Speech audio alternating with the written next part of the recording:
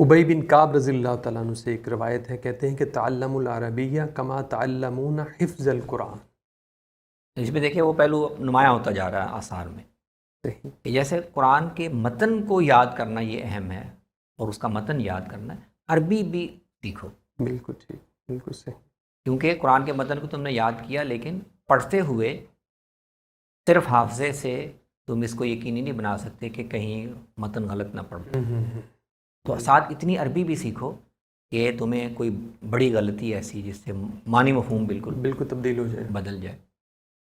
وہ معروف ہے نا کہ حضرت غالباً سیدنا عمر نے یا سیدنا علی کے دور میں اسی طرح کی کچھ غلطیاں لوگوں کی زبانوں سے سنی گئی، تو پھر سیدنا علی کو خیال ہوا کہ نہیں، یہ عربی زبان کے قواعد ان کو بھی مرتب کرنا چاہیے اور لوگوں کو بتانا چاہیے کہ بھئی یہ وہ مشہور مثال لی جاتی ہے کہ وہ سورہ فاطر کی جو آیت ہے نا، انما یخشی اللہ من عبادہ العلماء. جی جی. اللہ سے اللہ کے اہل علم بندے ہی ڈرتے ہیں.